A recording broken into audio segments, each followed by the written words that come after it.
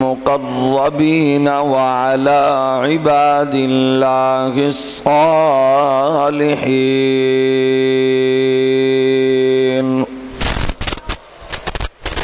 أما بعد، أعوذ بالله من الشيطان الرجيم. بسم الله الرحمن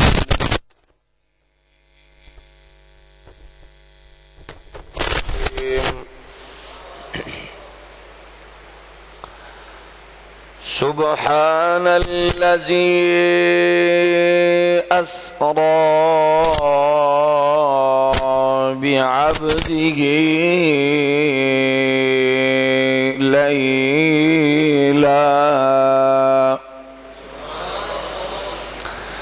ليلا من المسجد الحرام إلى المسجد الأقصى الذي باركنا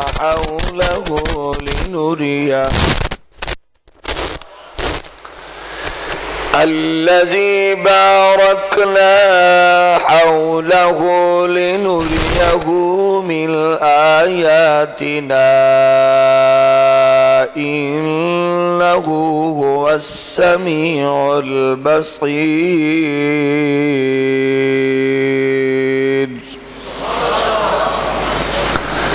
آمنت بالله صدق الله مولانا العظيم. إن الله وملائكته يصلون على النبي يا أيها الذين آمنوا صلوا عليه وسلموا تسليما. الصلاة والسلام عليك يا سيدي يا رسول الله وعلى آلك وأصحابك يا حبيب الله. الصلاة والسلام عليك يا رحمة للعالمين وعلى آلك وأصحابك يا شفيع المذنبين. احباب ذی وقار معزز و محترم سامعین و ناظرین، اللہ جل مجدہ الکریم کی حمد و ثنا سرور کون و مکان صلی اللہ علیہ وآلہ وسلم کی بارگاہ عالیہ میں ہدیہ درود و سلام اللہ کریم کی بارگاہ میں دعا ہے خالق کائنات حق کہنے کی ہم سب کو اس پر عمل کی توفیق نصیب فرمائے. گزشتہ جمعۃ المبارک سے ہم معراج مصطفیٰ صلی اللہ علیہ وآلہ وبارک وسلم کے حوالہ سے کچھ معروضات پیش کر رہے ہیں اور ہم سننے کی بھی سعادت حاصل کر رہے ہیں. اور ہم نے حضرت سیدنا موسیٰ کلیم اللہ علیہ السلام کے حوالہ سے عرض کی کہ اللہ نے آپ کو بھی اس عظمت سے نوازا. سیدنا موسیٰ علیہ السلام کو اسی طرح اور بھی بہت سے اللہ نے اپنے محبوب بندوں کو یہ سعادت عطا فرمائی. انبیاء کرام علیہم السلام میں حضرت موسیٰ کلیم اللہ علیہ السلام جب اس سعادت سے فیض یاب ہوئے تو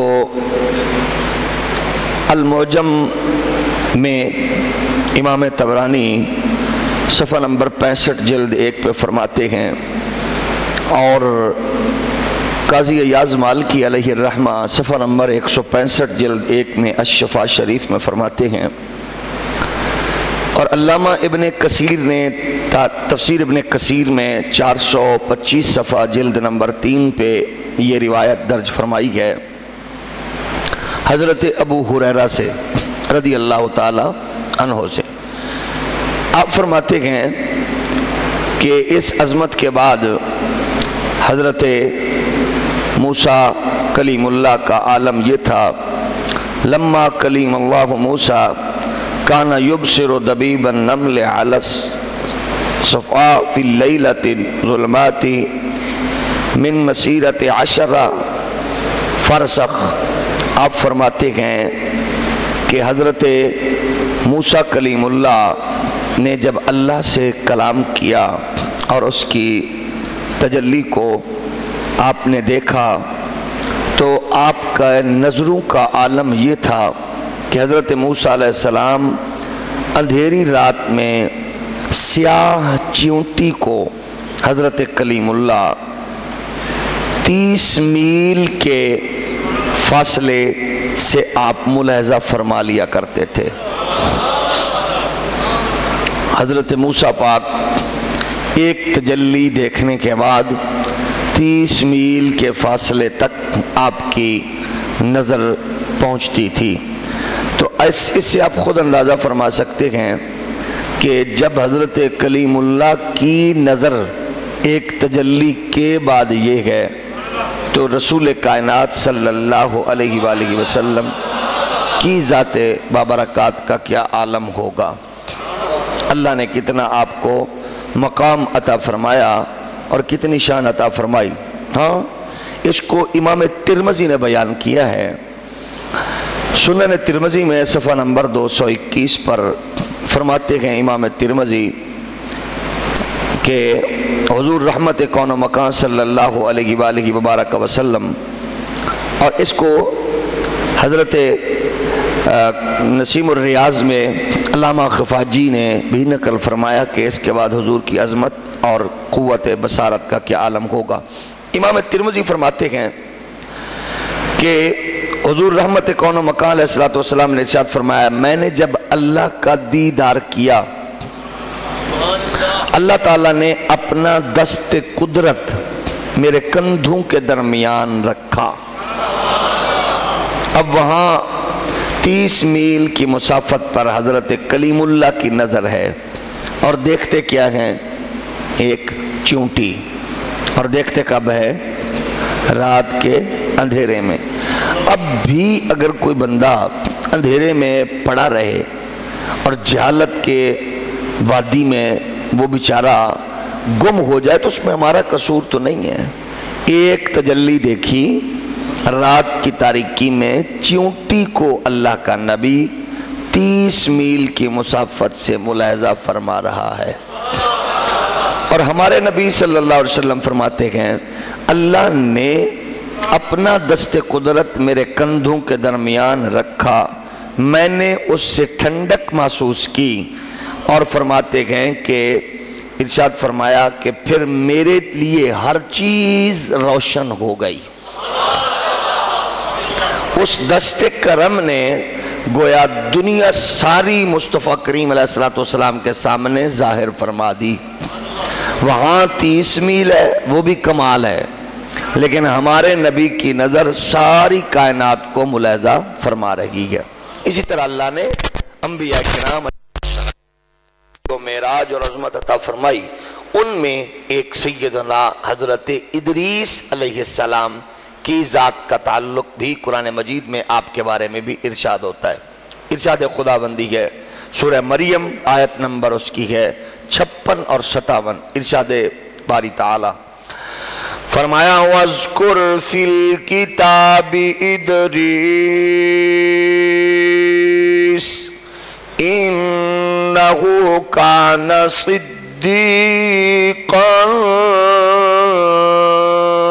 نَبِيًّا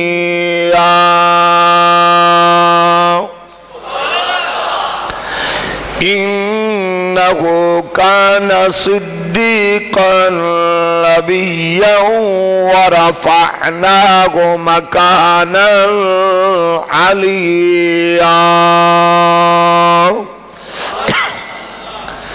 اور کتاب میں ادریس کو یاد کرو، بے شک وہ صدیق تھا، غیب کی خبریں دیتا تھا، ہم نے اسے بلند مکان پر اٹھا لیا۔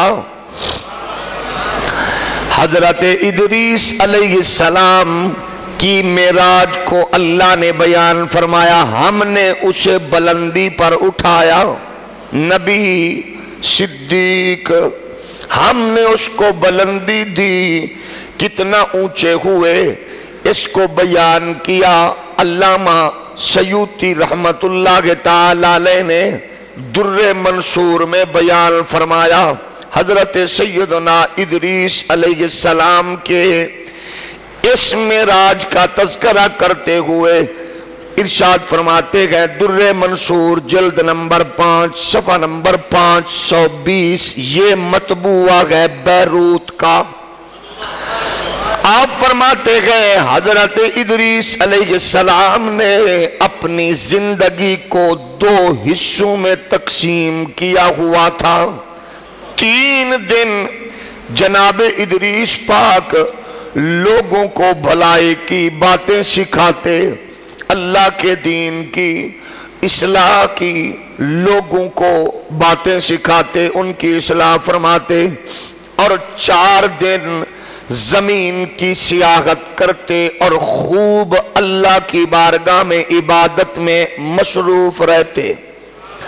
چنانچہ حضرت ادریس علیہ السلام کے عمل کا یہ عالم تھا کہ جب اللہ کی بارگاہ میں حضرت ادریس کے عمل کو اٹھایا جاتا، حضرت آدم کی ساری اولاد کا عمل ایک طرف اور جناب ادریس علیہ السلام کا عمل ان سے پھر بھی زیادہ بھاری ہوتا۔ اتنے عابد اور عبادت گزار، سارے لوگوں کی عبادت ایک طرف، ابراہیم حضرت ادریس پاک کی عبادت ایک طرف۔ یہاں یہ بات بھی ذہن نشین رہے، کچھ جاہل لوگوں نے اپنی کتابوں میں یہ لکھا گئے، کبھی کبھی عمل میں امتی اپنے نبی سے بڑھ بھی جاتا ہے۔ یہ لکھنے والے بد نصیب کون ہیں؟ دنیا جانتی ہے کہ وہ جن کے جو بھی کوئی گستاخی کرے تو ہر گستاخ کے قدموں کا نشان انہی کے کیمپوں میں جاتا ہے۔ وہ کہتے ہیں عمل میں نبی سے برابر بھی، اور بعض اوقات امتی نبی سے عمل میں معاذ اللہ بڑھ بھی جاتا ہے۔ لیکن علامہ سیوطی فرماتے ہیں ساری آدم کی اولاد کا عمل ایک طرف اور جناب ادریس علیہ السلام کا عمل ایک طرف، پھر بھی زیادہ ان پہ بھاری ہوتا۔ چنانچہ جب اعمال کی یہ پوزیشن دیکھی، حضرت اسرائیل نے عرض کی، یا اللہ میرا جی چاہت آ گئے میں تیرے نبی سے دوستی پیدا کروں، نبی سے تعلق بڑھاؤں، نبی سے محبت ہو، نبی سے میرا یارانہ ہو، نبی سے میری دوستی ہو۔ آپ اندازہ فرمائیں ہمارے ہاں تو بڑے بڑے عابد زاہد حکمرانوں سے دوستی کے لیے رابطے کی کوشش کرتے گئے، لیکن اللہ کے نبی سے فرشتے خواہش رکھتے گئے کہ دوستی کریں۔ ایک بات یہ بھی ذہن نشین رہے، علامہ سیوطی فرماتے گئے ادریس نے یہ کہا، حضرت اسرائیل نے کہا میں دوستی کرنا چاہتا ہوں تیرے نبی سے، تو گویا حضرت ادریس کا تو فرشتہ دوست ہے لیکن میرے نبی کا یہ غلام ہے۔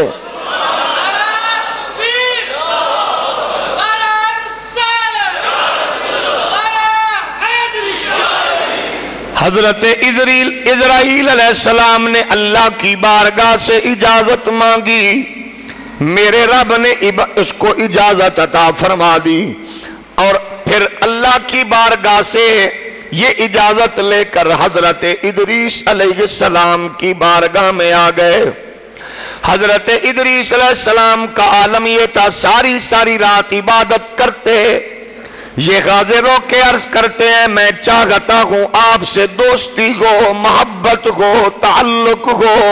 حضرت ادریس علیہ السلام نے فرمایا تم میرے ساتھ چلنا تمہارے لیے مشکل ہو جائے گا، میں تو راتوں کو کم سوتا ہوں، کم کھاتا ہوں، کم پیتا ہوں، بس اس کی یاد میں مگن رہتا ہوں۔ یہ عرض کرتا ہے حضور مجھے اجازت مرحمت فرمائے، انشاءاللہ میں کوشش کروں گا آپ کی محبت میں آپ کے ساتھ پورا گزروں گا۔ حضرت ادریس علیہ السلام فرماتے گئے جب رات ہوئی میں اللہ کی عبادت میں مصروف ہو گیا، میں نے بھی اس کو میرے ساتھ یہ کھڑا ہو گیا، عبادت کرتے رہے۔ ادریس علیہ السلام فرماتے ہیں جب آدھی رات سے زیادہ ٹائم ہوا تو مجھ پر تھکاوٹ طاری ہوئی، میں نے کہا میں تو آرام کروں گا، لیکن میرے دوست نے کہا آپ سوتے گئے تو سو جائیں، مجھے تو نیند ہی نہیں آئی۔ میں حیران ہوا یہ مجھ سے زیادہ قوی ہے، طاقتور ہے۔ حضرت ادریس علیہ السلام فرماتے ہیں جب میں اٹھا میں نے اس کو اسی طرح پایا۔ پھر جب صبح ہوئی ہم چلے، راستے میں چلتے ہوئے ایک بکریوں کا ریوڑ نظر آیا۔ میرے دوست نے مجھے کہا ہم جنگل میں گئے، اکیلے گئے، کوئی یہاں یقیناً ہمیں کھانا پکانے کے لیے نہیں کہے گا نہ دے گا، یہ بکریوں کا ریوڑ ہے، اس میں سے ایک بکری اٹھا لیں، رات کو ہم بھون کے اس کو کھا جائیں گے، کیونکہ ہم یہاں کھانا کس سے کھائیں گے، کون دے گا؟ اس لیے کہ ہم ان میں سے اٹھا کے اپنے رات کے کھانے کا بندوبست کر سکتے ہیں۔ حضرت ادریس علیہ السلام نے فرمایا اے بندہ خدا تو جانتا ہے کہ جس چیز کا میں مالک ہی نہیں اس کو کیوں اٹھاؤں، یہ میری ملکیت نہیں ہے، میں نہیں اٹھاؤں گا۔ جو میرا رب ہے وہ رازق بھی ہے، وہ خالق بھی ہے، وہ اگر پتھروں میں کیڑے کو رزق دے سکتا ہے تو اپنے بندے کو بھی یقیناً وہ اس سے کروڑ درجے زیادہ بہتر رزق عطا فرماتا ہے۔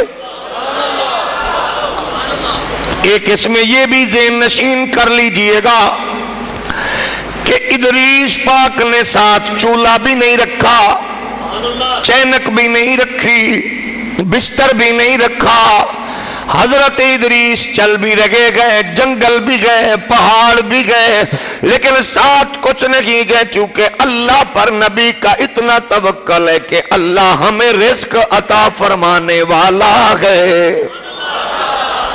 اللہ رزق عطا فرمانے والا ہے، اللہ عطا فرمانے والا ہے۔ کیونکہ اگر یہ سامان اٹھایا ہوتا تو آج ہم بھی کہتے کہ ہمارے دوست انبیاء کی سنت پر عمل پیرا ہے، لیکن ایسا نہیں۔ ادریس پاک فرماتے گئے جو میری ملکیت نہیں، میں مالک نہیں، اس میں سے کچھ بھی نہیں اٹھاؤں گا۔ آپ فرماتے گئے جب ہم آگے پہنچے رات ہو گئی، حضرت ادریس علیہ السلام فرماتے گئے اللہ نے رزق عطا فرمایا، میں نے کہا اپنے دوست سے آ تم بھی کھاؤ میں بھی کھاؤں گا۔ اس نے کہا اے اللہ کے بندے مجھے تو کھانے کی بھی حاجت نہیں ہے۔ حضرت ادریس علیہ السلام فرماتے گئے میں نے کہا یہ سوتا بھی نہیں یہ کھاتا بھی نہیں، عجیب مزاج کا بندہ ہے۔ پھر ہم آگے چل پڑے، رات ہو گئی۔ سیدنا ادریس علیہ السلام فرماتے ہیں پھر میں نے اس سے کہا اے بندہ خدا، ہم عبادت کرتے گئے ساری رات کھڑے رہے، پھر پچھلے حصے میں آدھی رات کو کچھ مجھ پر نیند کا غلبہ طاری ہوا، میں نے کہا میں تو سونا چاہوں گا۔ اس نے کہا آپ سو جائیں لیکن مجھے تو نیند ہی نہیں آ رہی۔ حضرت ادریس علیہ السلام فرماتے ہیں عجیب مزاج ہے اس کا، وہ نہ سویا میں سو گیا، پھر میں جب اٹھا تو اس کو اسی طرح پایا۔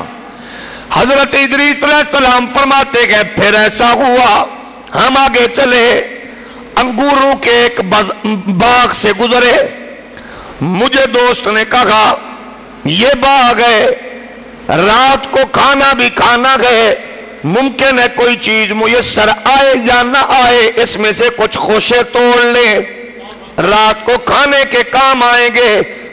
حضرت ادریس فرماتے ہیں جس چیز کا میں مالک نہیں وہ کیسے میں لے سکتا ہوں؟ جو میرا رازق پہلے رزق دیتا گئے وہ آج بھی مجھے یقیناً اس سے بھی اچھا رزق عطا فرمائے گا۔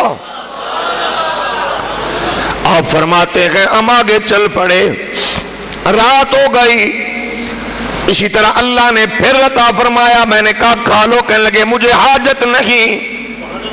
ادریس پاک ارشاد فرماتے ہیں میں نے اس سے کہا بندہ خدا کھاتے بھی کچھ نہیں ہو، سوتے بھی نہیں ہو، رات کو پھر عبادت کا ٹائم میں سونے لگا، میں نے اس کو کہا آپ، کہنے لگے مجھے نیند نہیں ہے، میں نے کہا سچی بتا تو ہے کون؟ ادریس علیہ السلام فرماتے ہیں میں نے اس سے کہا تو کون ہے؟ یار نہ تجھے بھوک لگے نہ تجھے نیند آئے، آخر تو کون ہے؟ اس نے مسکراتے ہوئے کہا جناب میرا نام ہے اسرائیل۔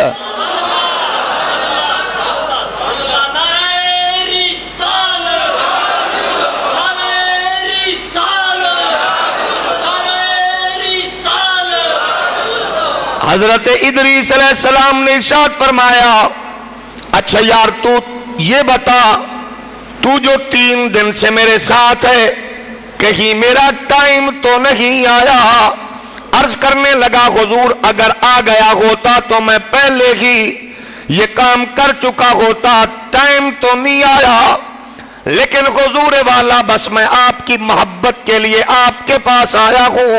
حضرت ادریس علیہ السلام نے فرمایا یہ بتا 3 دن سے تو میرے ساتھ ہے، تو جو تیرا کام ہے وہ کون کر رہا ہے؟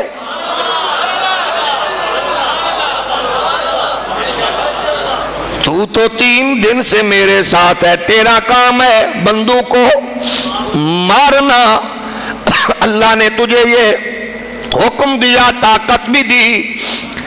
کہنے لگے جناب وہ کام بھی جاری، یہ کام بھی، فرمایا وہ کیسے؟ عرض کرتا گئے حضور میرے لیے کائنات ایسے گئے جیسے کھانے والے کے سامنے دسترخوان ہوتا ہے، جو چیز جہاں سے اٹھائی جہاں رکھی جہاں اٹھائی، اس طرح پوری کائنات میرے سامنے ہے، وہ ڈیوٹی بھی جاری ہے، آپ کی خدمت والی ڈیوٹی بھی جاری ہے۔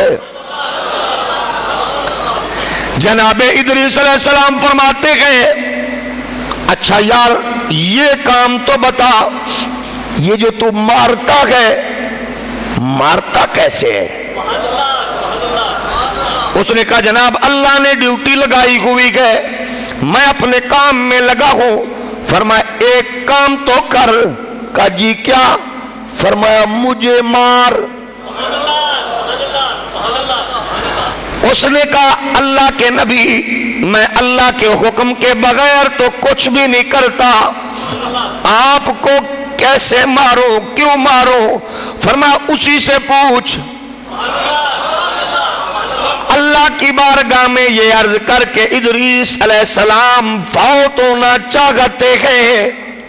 کہا کیوں؟ فرمایا میں نے موت کے بارے میں سن رکھا گیا، میں چاہتا ہوں ذرا تجربہ کر لوں۔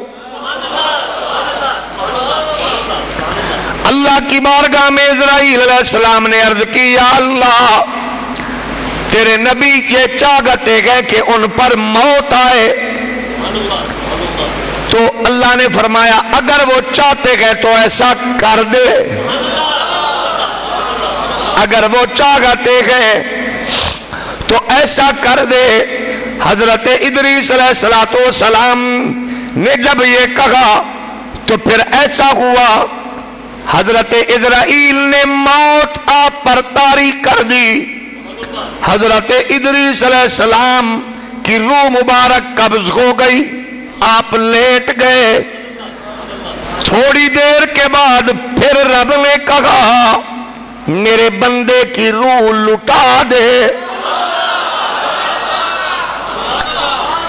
حضرت ادریس پر موت طاری ہوئی، پھر روح آ گئی، آپ پھر کھڑے ہو گئے۔ آپ نے فرمایا یار موت کے بارے میں نے جو سن رکھا تھا میں نے اسی طرح پایا۔ حضرت ادریس علیہ السلام کہنے لگے یار یہ تو دیکھ لیا لیکن ایک کام تو کر۔ کہا جی؟ فرمایا یہ ذرا مجھے دوزخ تو دکھا۔ اس نے کہا آپ نبی، یہ تو آپ کے لیے جنت ہے، آپ کے غلاموں کے لیے، آپ کیوں دوزخ دیکھنا چاہتے گئے؟ فرمایا میں عبادت پہلے بھی کرتا ہوں لیکن دیکھنے کے بعد اور زیادہ دل لگا کر عبادت مزید کروں گا۔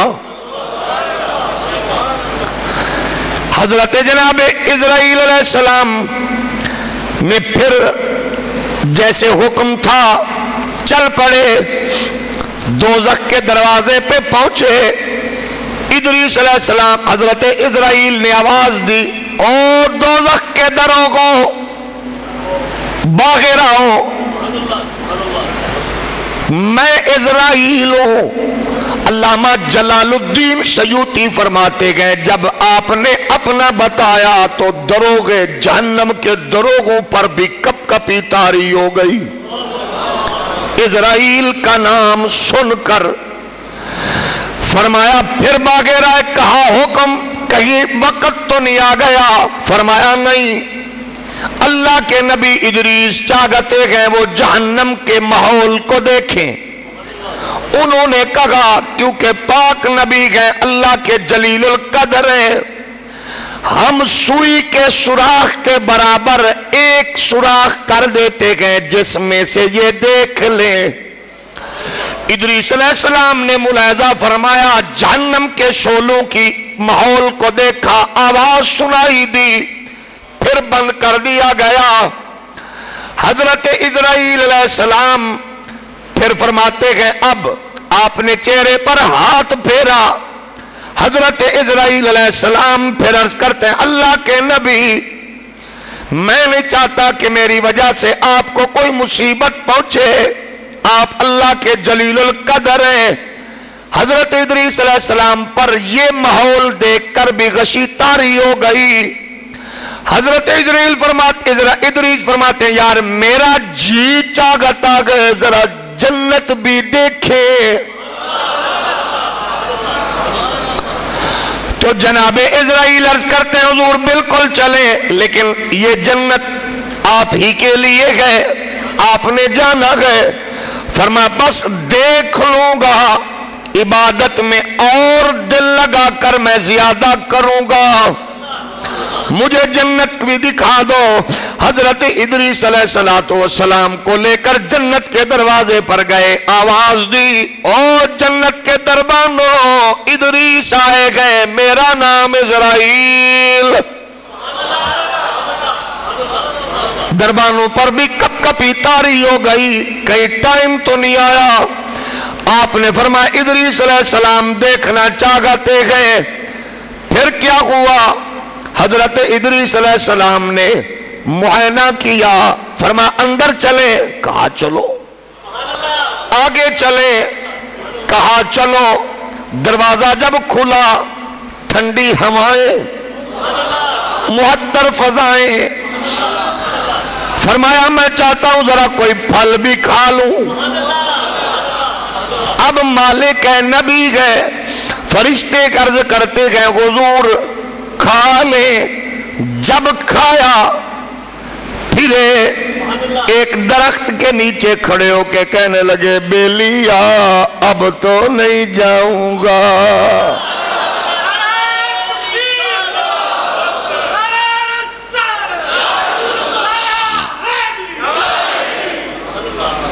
اب تو ہم واپس نہیں جائیں گے۔ اس نے کہا حضور واپس تو جانا ہے، فرمایا میں نے نہیں جانا۔ اگلی بات جو علامہ جلال الدین سیوطی نے لکھی در منصور میں، وہ فرماتے گئے ادریس علیہ السلام نے فرمایا میں نے نہیں جانا، تو مجھ سے مناظرہ کر لے۔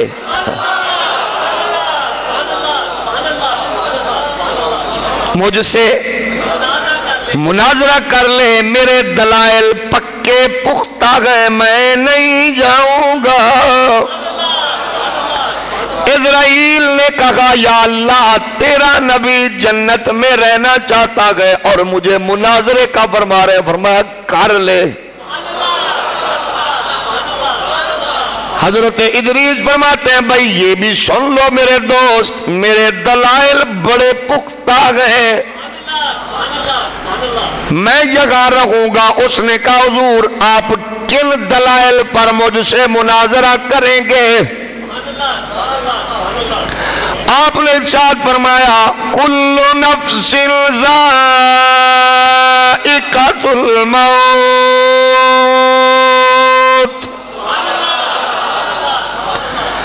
فرمایا ہر جان نے موت چکھنی ہے، میں نے چکھی کہ نہیں؟ ہر جان نے موت چکھنی ہے، میں نے چکھ لی۔ اللہ نے ایک دفعہ فرمایا گئے اپنی مخلوق پر، تو جب میں نے موت چکھ لی گئے، اس نے کہا جی بالکل ٹھیک ہے۔ آپ نے فرمایا پھر یہ بتا، اب یہ سورہ مریم کے 76ویں آیت ہے، فرمایا وَإِن مِّنكُمْ إِلَّا وَارِدُهَا كَانَ عَلَىٰ رَبِّكَ حَتْمًا مَّقْضِيًّا، اور تم میں سے کوئی ایسا نہیں جس کا گزر دوزخ پر نہ ہو، تمہارے رب کے ذمہ پر یہ ضرور ٹھہری ہوئی بات ہے۔ فرمایا ایک بار جہنم سے گزرنے کا کہا گیا تو ہم دروازے سے گزریں کہ نہیں؟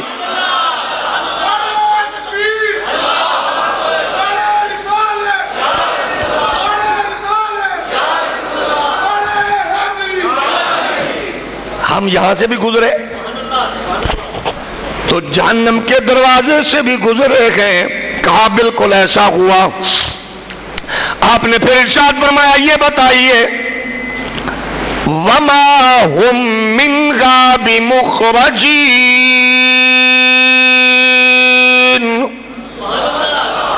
یہ الحجرات کی 48ویں آیت ہے۔ فرمایا نہ وہ اس سے نکالے جائیں گے۔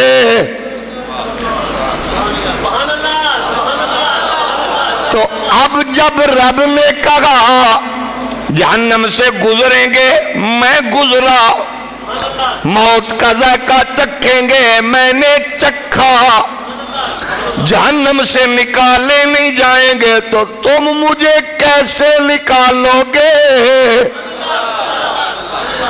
حضرت ادریس علیہ السلام نے جب یہ کہا اہل جنت کے لیے یہ حکم بھی گئے۔ اب کیا ہوا؟ اسرائیل نے اللہ کی بارگاہ میں عرض کی یا اللہ تیرے نبی تو پکے ہو گئے، فرمایا مجھے میری عزت و جلال کی قسم ہے، میں ادریس کو پیدا کرنے سے پہلے ہی جانتا تھا۔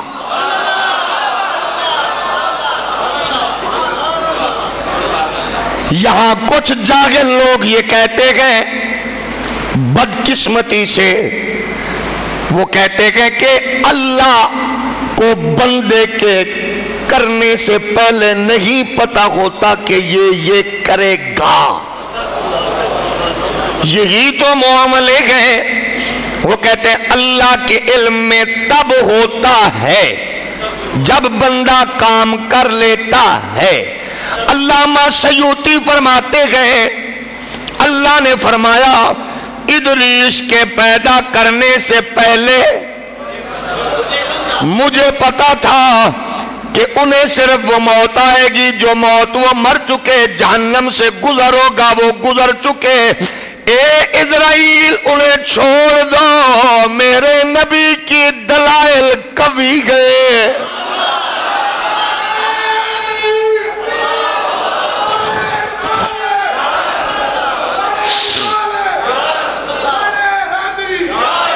میرے نبی کے دلائل قوی ہیں۔ ہم نے یہ کہا دوستوں سے، یہ تو فرمائیے حضرت ادریس جنت میں گئے واپس ہولی بولے واپس نہیں آئے، لیکن میرا نبی وہاں گیا پھر وہاں سے بھی واپس آ گیا۔ رب عالم نے تجھ کو بلایا وہاں جس جگہ پر کسی کو بلایا نہیں۔ ایک جلوے نے موسیٰ کو بے خود کیا، اعلیٰ مقام پہ بھی تو ڈگ۔ وقت رنگی نظاروں میں ڈھلتا رگا بستر گرم پانی چلتا رہا۔ ام غانی کھڑی تھی مگر بے خبر، جیسے گھر اس کے کوئی بھی آیا نہیں۔ رب عالم نے تجھ کو بلایا وہاں جس جگہ پر کسی کو۔ آئیے ذرا عقیدہ اہل سنت حضور کے معراج میں دیکھیے، یہ تو تھا انبیاء کا، میرے نبی کے معراج میں اہل سنت کے عقیدے کو دیکھیے کتنا حسین اعلیٰ پاکیزہ عقیدہ ہے جو قرآن و سنت کے عین مطابق ہے۔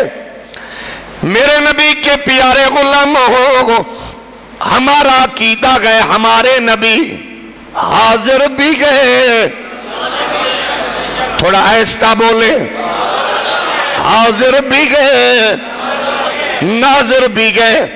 اور حاضر ناظر کا مطلب یہ نہیں ہے نبی ادھر ہے ادھر بھی ہے ادھر بھی ہے ادھر بھی ہے، نہ یہ نہیں کہتے نبی ادھر آئے ہوئے۔ کچھ بے ایمانوں جاگل لوگوں نے، گستاخان رسول نے ہم پر اپنی جہالت اور کمینگی کی وجہ سے یہ الزام لگایا۔ سنی مولوی کہتے ہیں نبی حاضر ہیں، لیکن منبر پر خود بیٹھتے ہیں کہتے ہیں نبی حاضر ہیں۔ ہم نے یہ کبھی نہیں کیا، نبی بیٹھے ہو ہم منبر پہ ہو، لیکن تمہارے ملا نے کیا۔ ہم کہتے ہیں کرم فرمائے تو آ جائیں، اگر ان پر جناب وہ کرم فرمائے تو جلوہ فرما ہو جائیں۔ ہم تو عرض کرتے ہیں آ جائیں، لیکن کبھی وہ آ کے نوازتے ہیں کبھی بلا کے۔ ہم یہ نہیں کہتے کہ میں یہاں ہوں نبی وہاں گئے، لیکن کس نے کہا؟ دیوبند کے مولوی احمد علی لاہوری نے کہا، جب میں حدیث کا درس دیتا ہوں، جب میں خطبہ جمعہ دیتا ہوں، میں نے کئی بار لوگوں نے کہا نبی کریم کو اس کے خطبے میں بیٹھے ہوئے دیکھا گئے۔ ہم نے کہا اگر تم آؤ تم خطبہ دو تقریر کرو، نبی آئے تو نیچے بیٹھے ہوئے ہو، تمہارا ملا منبر پہ بیٹھے، ہم سے پوچھو یہ کیسے گئے؟ علی بن حیتی کہتے گئے ایسے دیکھا گیا حضرت سیدنا غوث اعظم رضی اللہ تعالیٰ عنہ خطبہ دے رہے تھے، خطبے کے دوران عبد القادر جیلانی نیچے اتر آئے اور دیکھا ہاتھ باندھ کے کھڑے، فرمایا کیا ہوا؟ کہا کریم کی جلوہ گری ہو گئی تھی۔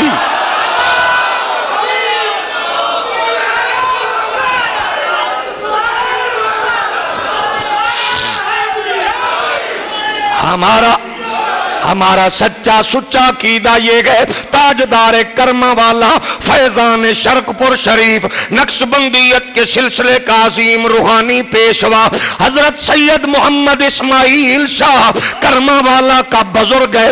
ادھر اعظم چشتی حضور کے ثنا خوان نعت پڑھ رہے گئے، ایسا کوئی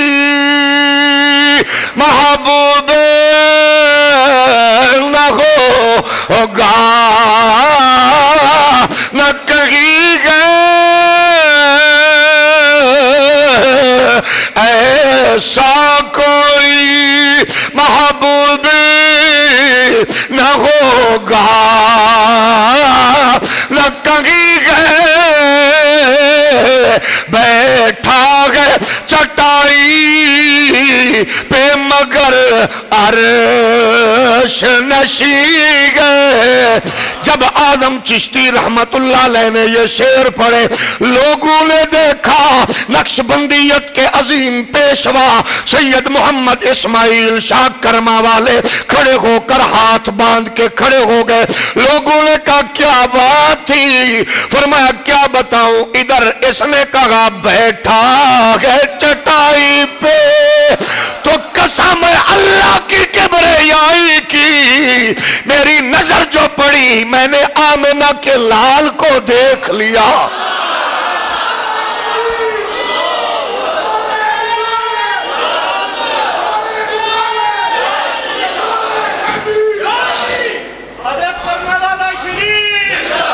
تو یہ گئے ہمارے بزرگ، ہمارا عقیدہ یہ گئے، کرم فرمائے، چاہے تو آ جائے چاہے تو بلا لے۔ اب سنیے ہمارا عقیدہ یہ گئے، نبی حاضر رہے، مطلب پوری کائنات میں جہاں چاہے اللہ کی دی ہوئی طاقت سے پہنچ سکتے ہیں۔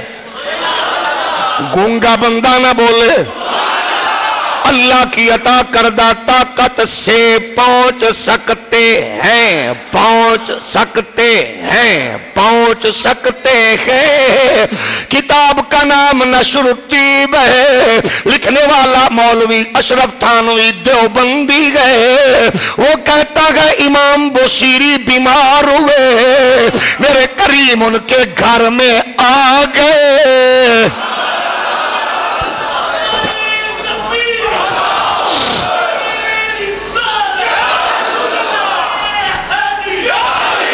لکھنے والے دیوبند کے عالم ہے، کتاب کا نام ہے تاریخ دارالعلوم دیوبند، صفحہ نمبر اس کا 7 ہے۔ وہ کہتے ہیں ہم نے دارالعلوم دیوبند کی بنیاد خود نہیں رکھی، نبی آئے تھے ہاتھ میں چھڑی تھی، نشان لگاتے گئے ہم دیوار بناتے گئے۔ خادم حسین تو ڈونگا باغ کے مرکز میں ملا کے ضمیر سے اتنا پوچھنا چاہتا ہے، جو تیرا مدرسہ بنوانے آ سکتا ہے وہ جماعت علی کا، مہر علی کا، احمد رضا کا حجرہ سنوارنے بھی آ سکتا ہے۔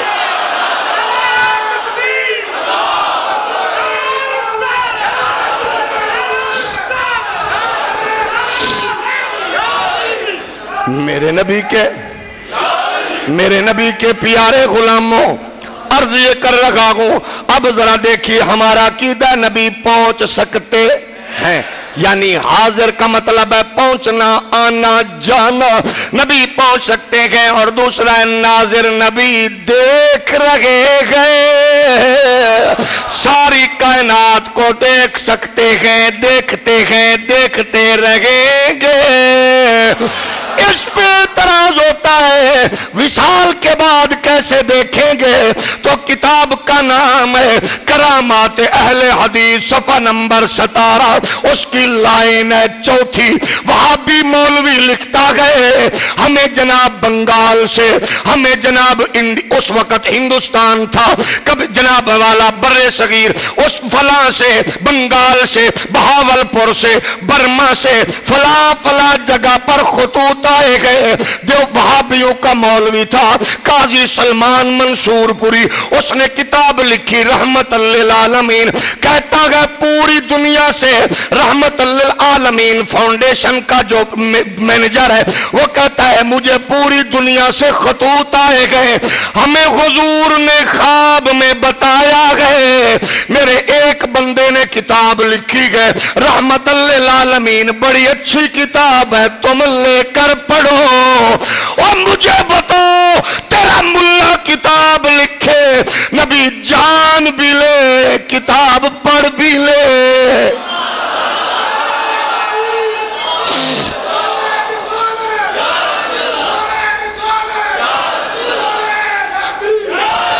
لوگوں کو بتا دیا برما میں حضور نے کتاب اردو میں، حضور کی بولی اونچا بول عربی کتاب لکھنے والا، اگر کوئی کہے میری کتاب حضور کی بارگاہ میں مقبول ہے، ملا کہتا ہے کیسے؟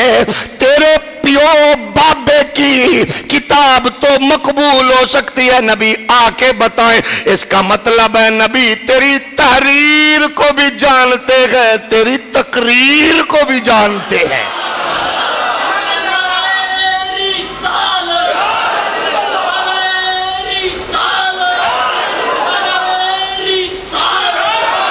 نبی آ بھی جاتے ہیں، بولیے نبی جانتے ہیں، کام کرو نبی کی محبت میں، نبی جانتے ہیں۔ 1922 میں یہاں جب بر صغیر میں ایک بندہ غیر مسلم ہندو کنیا لال گابا، اس نے اسلام قبول کیا۔ اسلام قبول کرنے کے بعد اس پر جناب معاشرہ تنگ ہو گیا۔ اب عالم یہ تھا اس کو اریسٹ کر دیا گیا۔ یہاں جب گرفتار کیا تو جج ضمانت نہیں لے رہا تھا، گورنمنٹ انگریز کی۔ 1 لاکھ نقدی طلب کی گئی۔ عبد المجید صدیقی ایڈوکیٹ جماعت اسلامی کے رہنما گئے، انہوں نے کتاب لکھی۔ کتاب کا نام ہے سیرت النبی بعد از وصال النبی، فیروز سنز نے چھاپی، اس کی جلد نمبر 1۔ فیروز سنز مال روڈ پہ یہ کتاب موجود ہے، بکتی بھی ہے، چلتی بھی ہے۔ اس کی تقریریں ساری دیوبندی اور وہابیوں نے لکھی گئے۔ عبد المجید صدیقی ایڈوکیٹ دیوبندی عالم اور سکالر ہیں، وہ کہتے کہ سرکار دو علیہ السلام کا یہ غلام گرفتار ہوا، 1 لاکھ روپے نقدی جج مانگ رکھا تھا، زر ضمانت جمع کراؤ، کسی کے پاس نہیں تھی۔ اس نے جیل میں کتاب لکھی، کتاب انگریزی میں لکھی، اس کا نام رکھا پروفٹ آف دی ڈیزرٹ، پیمبر صحرا۔ یہ بڑی حسین کتاب 200 صفحات کے راؤنڈ اباؤٹ یہ کتاب ہے۔ اب یہ کتاب پاکستان میں چھپ بھی رہی ہے، اردو ٹرانسلیشن بھی ہو چکی ہے اس کی۔ وہ کہتے ہیں جب یہ کتاب اس نے جیل میں لکھی اور 1 لاکھ روپے نقدی جج مانگ رہے تھے، جمع کرواؤ، کسی کے پاس مسلمانوں میں نہیں تھے، سرکار نے کرم فرمایا، عبد الغفار نامی ٹھیکیدار تھا جس کا تعلق تمہارے سیالکوٹ سے تھا، اس کو میرے نبی نے خواب میں آ کر فرمایا جلدی کر میرے بیٹے کی ضمانت بھی کرا، اس کو جیل میں مبارک دے، جو اس نے کتاب لکھی انگریزی میں مجھے بڑی پسند ہے۔ کتاب کون سی زبان میں؟ گونگے بندے نہ بولیں، جن کی طبیعت خراب ہے ان کے رشتہ داروں کی وجہ سے وہ بھی نہ بولیں۔ کتاب انگریزی میں چھپی نہیں، ابھی جیل میں کچھ موذیان ملت نے کہا، یہ درد دل سے میں کہہ رہا ہوں، کچھ جاہلوں نے کہا حضور نے اردو ہمارے دارالعلوم سے سیکھی ہے، معاذ اللہ۔ یہ دیوبند مکتب فکر کے لوگوں نے کہا میں پوچھنا چاہتا ہوں کہ اگر تمہارے اردو تمہارے دارالعلوم سے سیکھی ہے تو ظالموں ضمیر سے فیصلہ دو، انگریزی کے لیے حضور کو کس کے پاس بھیجو گے؟ پھر بتائیں، سنی آپ بھی بڑے پیار والے گئے، یوں نہ کہا کریں تو کیا کہا کروں؟ سلوٹ ماروں؟ جو کہے اردو ہم نے سکھائی ہے، میں اس موزی کو سلوٹ ماروں کہ جوت ماروں؟ گونگا نہ بولے، جس کو یہ پیارے ہیں وہ بھی نہ بولے، جس کو نبی پیارے ہیں اونچا بول۔ نبی نے اردو ہمارے دارالعلوم سے سیکھی، اچھا تو انگریزی کس سے سیکھی؟ انگریزی میں کتاب لکھی چھپی، اب بتائیں جو کہے دیوار کے پیچھے کا نہیں پتا لتران دے قابل ہے کہ نہیں؟ اونچا بول. یہ کہتا ہے دیوار کے پیچھے نہیں پتا. نبی مدینے میں بیٹھ کر روضہ اطہر میں جیل کے اندر لکھی جانے والی کتابوں کو جان رہے گئے. اب دونوں گھروں کے حوالے آ گئے. جس کا تعلق انہی گھرانوں سے ہو وہ اپنی اصلاح کر لے اگر نبی پیارے لگے تو، ورنہ ہم ضدی تو نہیں ہے. وہ کہتے ہیں ہمارے پاپا جانی سلمان منصور پوری نے لکھی، نبی کو پتہ چل گیا. بولیے نبی کو. یہ کہتے ہیں یہاں لکھی گئی تو نبی کو پتہ چل گیا. عرض یہ کر رہا ہوں میرے نبی کے پیارے غلاموں، نبی آ بھی جاتے ہیں کرم. اب معراج میں اس عقیدے کو ذرا دیکھ لیجئے، لیکن لوگوں کا نظریہ اپنا ہے. میرے کریم آقا فرماتے گئے اس کو مسلم نے بیان کیا گئے اور مسلم شریف میں 1845 صفحہ گئے، جلد نمبر 4 ہے. اس کو بیروت میں جناب احیاء التراث والوں نے ادارے نے چھاپا. حضرت انس فرماتے گئے مررت علی موسیٰ وہو قائم یصلی فی قبری. میرے نبی نے فرمایا میں موسیٰ کی قبر سے گزرا، وہ کھڑے ہو کر اس سے ایستا وہ کھڑے ہو کر نماز پڑھ رہے تھے. میرے نبی فرماتے ہیں پھر جب مسجد اقصی پہنچا تو وہاں بھی موسیٰ موجود تھے. میرے نبی فرماتے گئے پھر میں نے امامت کرائی. حضور نے فرمایا وَقَدْ رَأَيْتُنِي فِي جَمَاعَةٍ مِّنَ الْأَنْبِيَاءِ فَإِذًا مُوسَىٰ قَائِمٌ يُصَلِّي إِذَا عِيسَى ابْنُ مَرْيَمَ عَلَيْهِ السَّلَامُ قَائِمٌ يُصَلِّي إِذَا إِبْرَاهِيمُ قَائِمٌ يُصَلِّي فَحَانَتِ الصَّلَاةُ فَأَمَمْتُهُمْ. مسلم شریف صفحہ نمبر 156 جلد نمبر 1. میں نے تمام انبیاء کو جماعت کرائی اور پھر میں نے جماعت میں دیکھا موسیٰ بھی گئے، عیسیٰ بھی گئے، ابراہیم بھی گئے.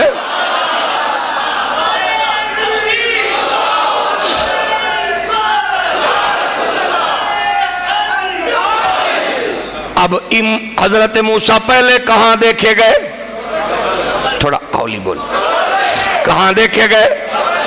میں اکثر کہا کرتا ہوں آپ کو یہ بات یاد رکھنا چاہیے، نبی کے ساتھ جبرائیل نبی کو لے کر جا رہے تھے. راستے میں موسیٰ کی قبر آ گئی. کہنا چاہیے تھا حضور قبروں پر جانا حرام ہے، رک جائیے آگے نہ جائیے. اگر نبی کو جبرائیل نے روکا ہو ملا تو مجھے روک، اگر جبرائیل نے نبی کو نہیں روکا تو اپنے ابے کی قبر پر نہ جا، مجھے نہ روک جانا نبی کی سنت ہے.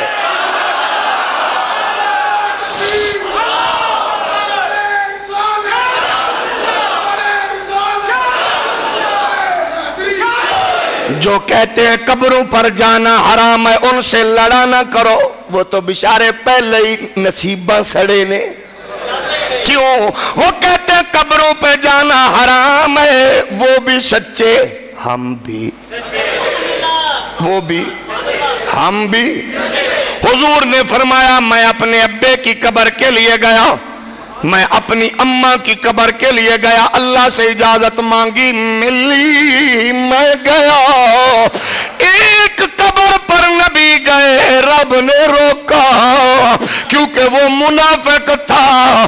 اب جو رکے ہوئے ہیں ان سے لڑے نہ کرو، ان کو پتہ گئے ابا منافق تھا، جانا نہیں چاہیے.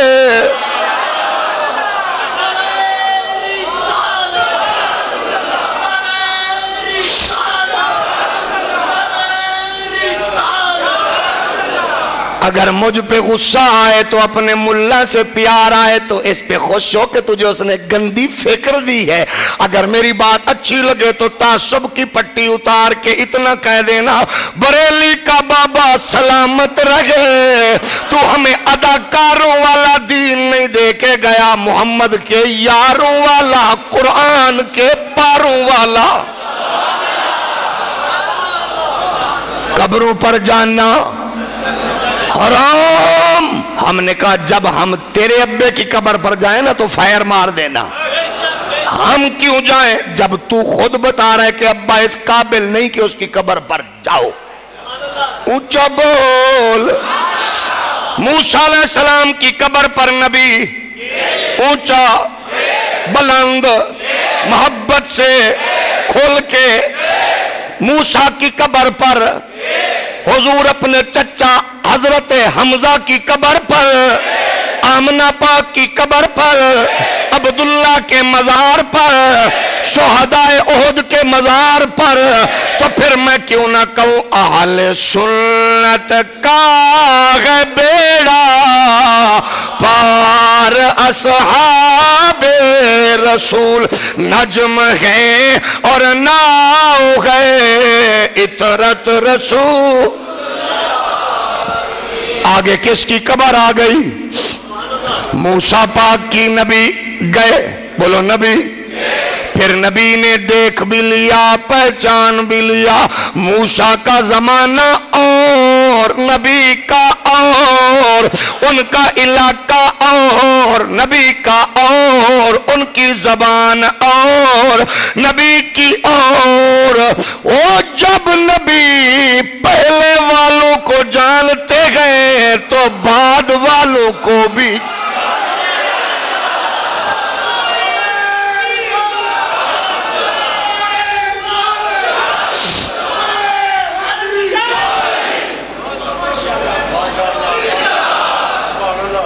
عزیزان گرامی قدر، اہل سنت کا سچا، سچا، کھرا، اعلیٰ، پاکیزہ، حسین۔ اب اگر کسی جاہل کو آپ نے سنا ہے، اس کی جہالت سے تو ہمارے مسلک پر بھونکتا ہے، تو اس جاہل کو نہ دیکھ، کبھی حضور کے دین کے چوکیداروں کی بھی بات سن لیا گا، خوگر حمد سے تھوڑا سا گلا بھی سن لے۔ اونچا بول۔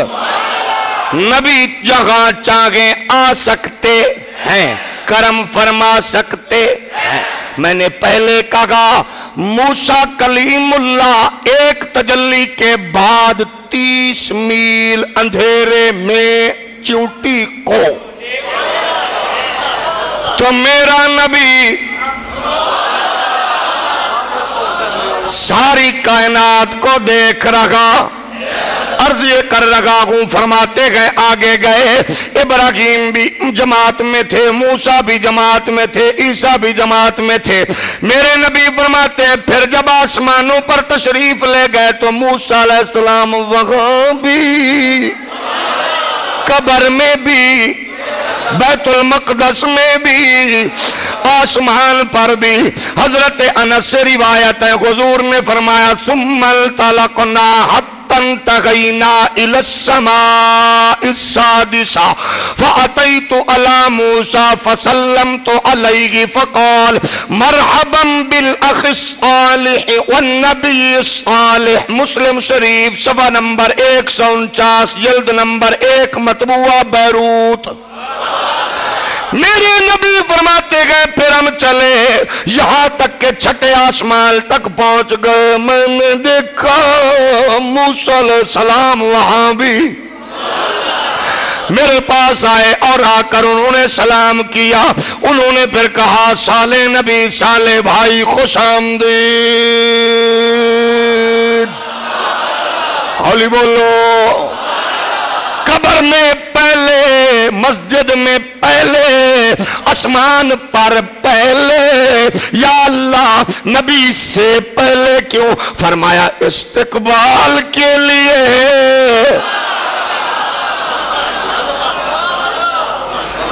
استقبال کے لیے۔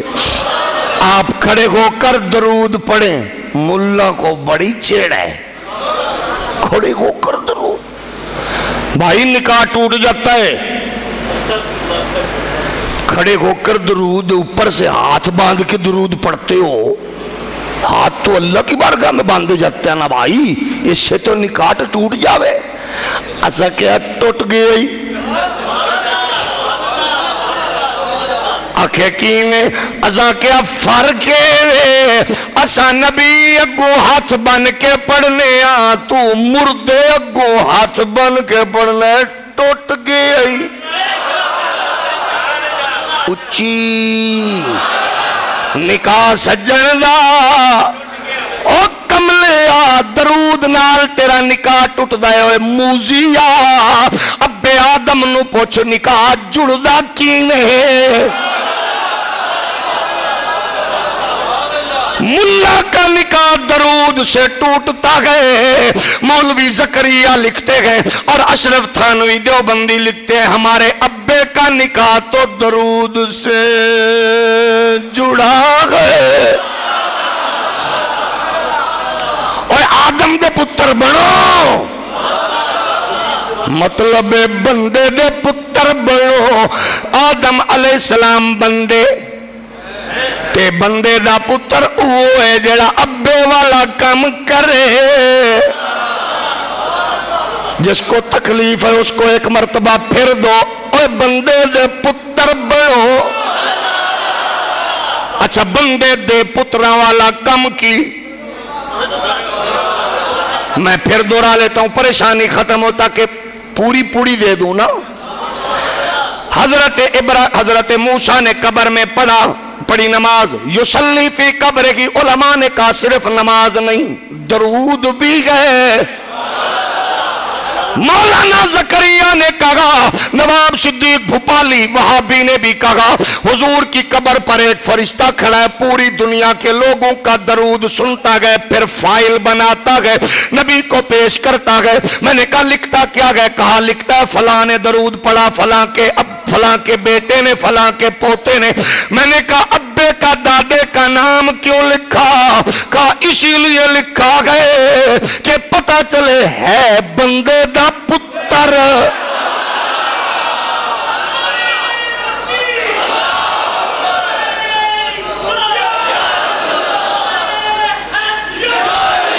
جو نبی پر درود پڑے، ذرا ساڑھ کے آنکھو ایک باری، ذرا اچھی آنکھو. نبی پر درود. اچھا حضور فرماتے گئے، حضور آپ میں جانتے ہیں کہ نہیں؟ فرمایا جانوں گا جانتا ہوں کس کو لیس منا عبد یصلی علی الا بلغنی صوتہ غیث قان قلنا بعد وفاتک قال بعد وفاتک ان اللہ حرم علی الارض ان تاکل اجساد الانبیاء او کما قال. جو مجھ پر درود پڑے میں جانتا بھی ہوں، پہچانتا بھی ہوں، اس لیے درود پڑھو نبی. ہولی ہولی. اچھا کتنا جانتے ہیں؟ کتنا؟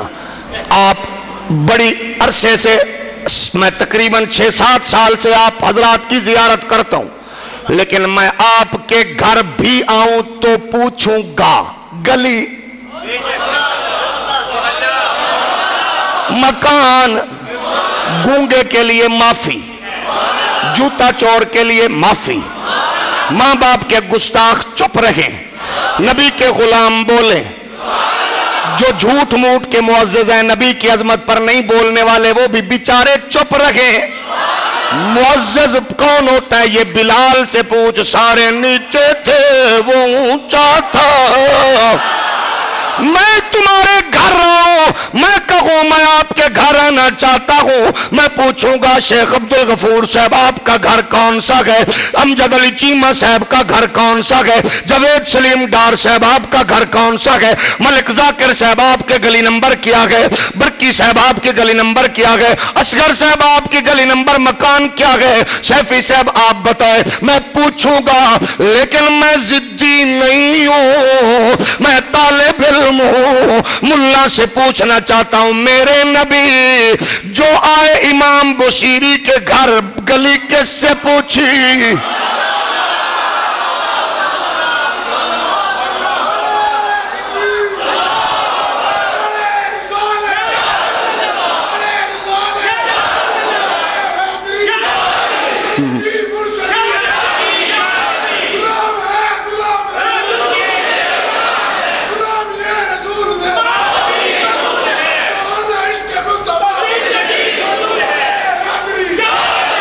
میرے نبی پوچھتے؟ اچھا غازی علم الدین کے پاس آئے، پوچھا؟ اڈیالہ جیل کے قیدی غازی ممتاز حسین قادری کے پاس آئے، پوچھا نہیں؟ تمہارے دارالعلوم دیوبند کی بنیاد رکھنے آئے، پوچھا نہیں ہے؟ اور بندے دے پتر بڑھ جاؤ، پوچھن گے نہیں آ جاون گے۔ شب انتظار میں سو گیا، وہ نصیب میں جگا گئے، یہ کرم ہے میرے کریم کا کہ وہ میرے خواب میں آ گئے، یہ کرم ہے میرے کریم کا کہ وہ میرے خواب۔ فرمایا سنن نسائی صفحہ نمبر 221 پہ میرے نبی نے فرمایا ثم صعد بی الی السماء السادسہ فاذا فیہا موسیٰ، پھر میں چھٹے آسمان پر چڑھا، اس پہ بھی موسیٰ علیہ السلام موجود تھے، وہاں بھی موسیٰ، بیت المقدس میں چھٹے آسمان پہ۔ یا اللہ پہنچ کیسے گئے؟ فرمایا میرا محبوب براق کی رفتار سے چل رہا تھا، موسیٰ نبوت کی رفتار سے۔ وآخر دعوانا ان الحمد